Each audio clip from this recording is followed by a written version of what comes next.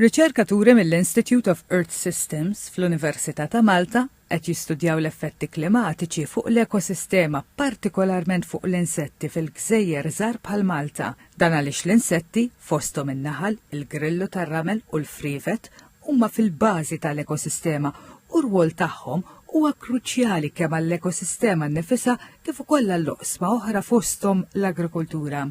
Il-klimatologu u riċerkatur fl-Università ta' Malta Dr. James Charlot għall-TVM News li fil-proġett Paliosim permezz ta' programmi tal-kompjuter magħrufa bħala Climate Models qed imorru lura eluf ta' snin u jqabblu perjodi differenti biex finalment janalizzaw x'tip ta' klima jippreferu l-aktar l-insetti.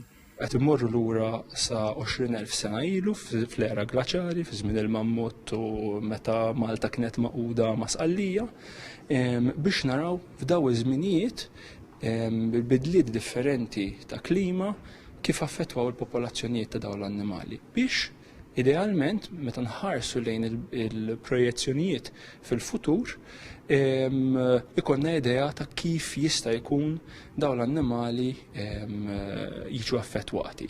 Żied li minn dawn il-programmi huma qed jiġbru informazzjoni u jaddattaw għal metodu li żviluppaw huma f'dan il-proġett li bih qed janalizzaw il-klima preferuta ta' insett partikolari. Spjega li dan ma jfissirx li jekk f'post hemm il-klima ideali se jinstab l-insett għaliex hemm fatturi oħra li jistgħu jaffettwaw l-eżistenza tiegħu bħal jekk hemmx ikel adattat għalih, kompetizzjoni minn speċi oħra u l-impatt tal-bniedem fost oħrajn.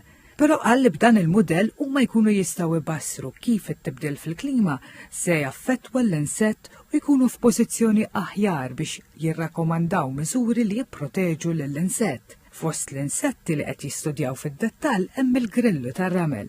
Qegħdin naraw evidenza illi il-klima inbidlet għal favur ta' dan il-grillu, però xorta qegħdin naraw il-popolazzjoni qiegħda tonqos.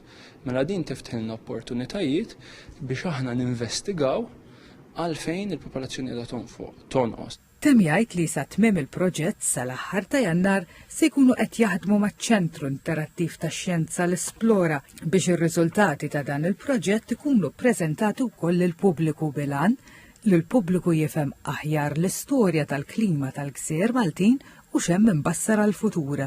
Aktar minn hekk b'dan il-proġett il-pubbliku wkoll se jkun jista' japprezza aktar l-impatt tal-klima fuq l-insetti u x'jista' jsir biex jiġu protetti.